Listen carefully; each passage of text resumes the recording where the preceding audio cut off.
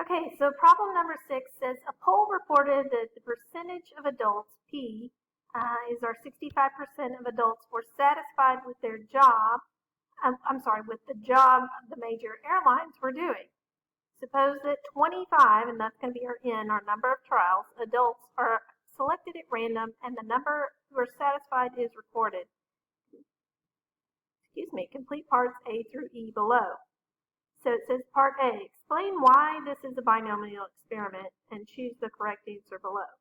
So remember there's 4 things you have to have in place in order for something to be a binomial experiment.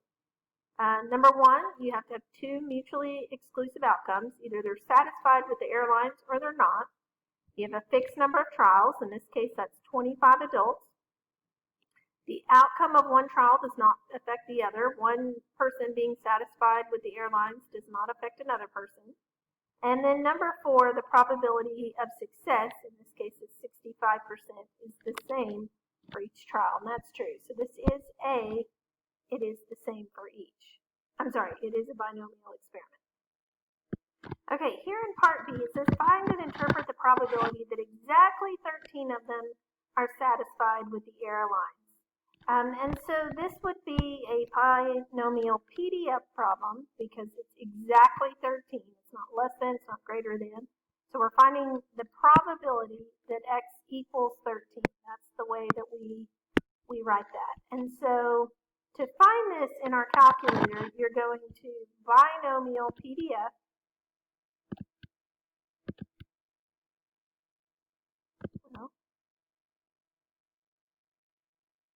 So to get here, we go to second and var, and then we scroll down to binomial PDF, which is A. And then we had 25 trials. Our percentage of success that they would be satisfied is 0.65, and we're going to choose 13 of those 25 to be successful. So we would paste that on our home screen, and we get 0.06497.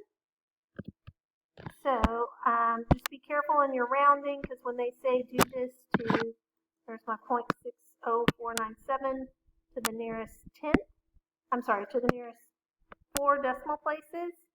So there's 4, 0.649. You got to look 1 to the right. So you're going to have to round this up to 0.0650 for your answer. And then for the interpretation part of this, it's going to be just the first 2 decimal places to the nearest 100. Sorry about that. So 0.06, but that rounds up to 0.07 because of the 5 next door. So really we're talking about 7 out of 100. And we know that it's C, exactly 13, because our original problem, where to go, was exactly 13.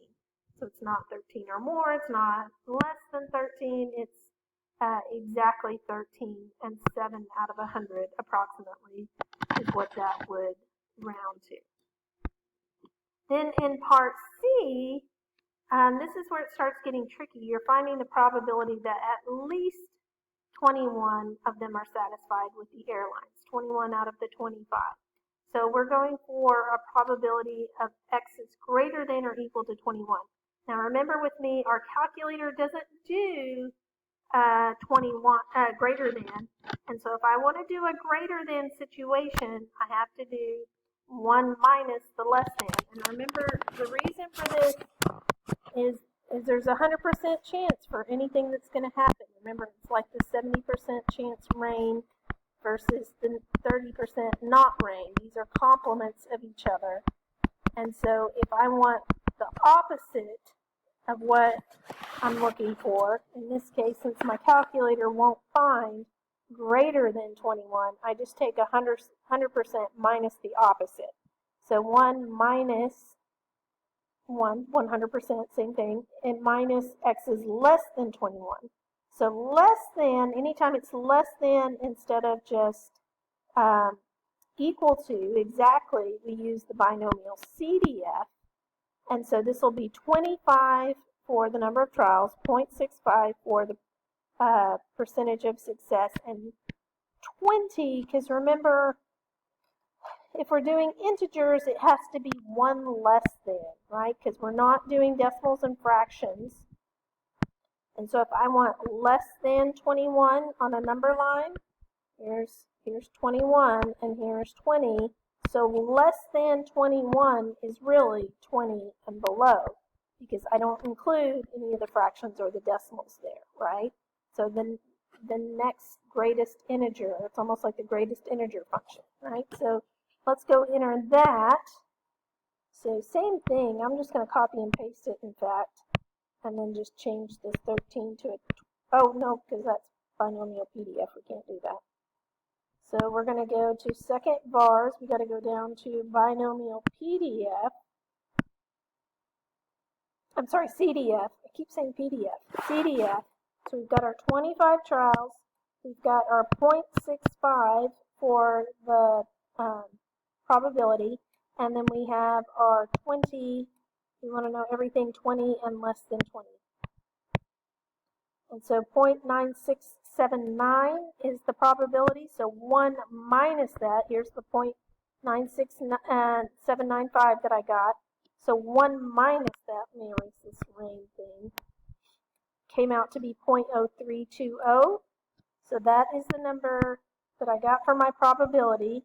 And then for my interpretation, because it's at least 21, I want, that would be the same thing as saying 21 or more. That would mean greater than 21. So you've got to know, you've got to look at your notes and know these different words and how to translate them into less than or greater than or equal to. So 21 more and at least 21, those are the same idea. And then to the nearest hundredth place, that's 3 out of 100, right? Okay, and then for part D, find the probability between 11 and 14. Inclusive just means it has the equal to bar on the bottom and that they are satisfied with the error line. So to do this one, that looks like this. Here in green, we have the probability, probability that 14 is less than x is, that doesn't even make sense. That 11 is less than or equal to x is less than or equal to 14, but it's in between those two, inclusive. And so because we're doing less than, we have to do the CDF. And the way that you do this one is you do the probability that it's less than 14 minus the probability that it's less than 11. That's how you can make sure that it is just in between that part. If you think about it on a number line, right, here's 11, 12, 13, 14. Okay, so we're going to do everything less than 14. But then we don't want all of that. We just want between 14 and 11. So if we subtract out all of this part down here in yellow, everything less than 11, what that will leave me with is everything between 11 and 14. So this is one of those situations you've got to be smarter than your calculator in order to know how to enter this stuff. So we're going to enter, and notice that again, I went 1 less than 11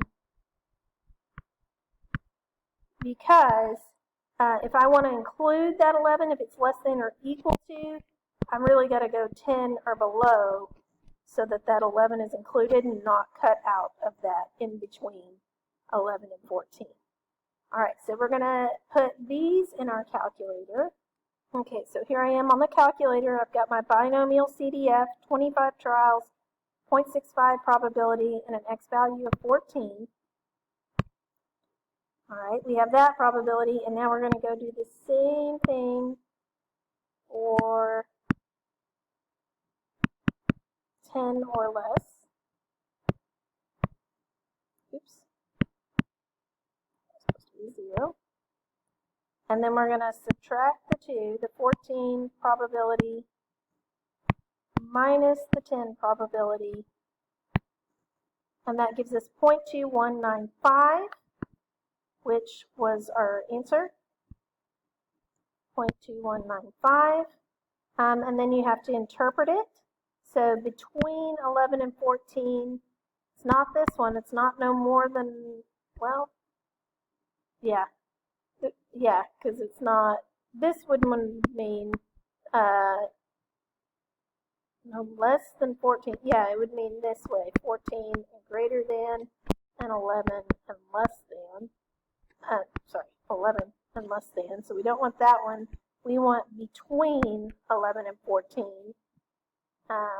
And then the 22 comes from the fact that this, to the nearest 100, out of 100, right, that would round to 22 to the nearest 100th place, 0.22, which is approximately 22 out of 100 trials. Out of 100 randomly sampled surveys of 25 adults, approximately 22 would be expected to be satisfied. All right, let's look at part E. So in part E, we're looking for, what was originally the problem? No. Okay, would it be unusual to find more than 22, greater than 22 is what that means, who are satisfied with the job the major airlines were doing. So that's the probability. X is greater than 22, but our calculator doesn't do greater than, so instead we have to do 1 minus the opposite, which would be less than 21, and so we put this in our calculator, again accounting for the 1 less than, and our probability comes out to 0.9679, and so 1 minus that would be 0.0320.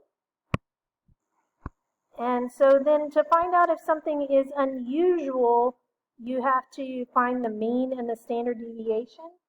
So we have these two formulas back in our notes, but the mean in a binomial probability distribution is the number of trials times the probability. So in this case, that's 25 trials times 0.65 is 16.25.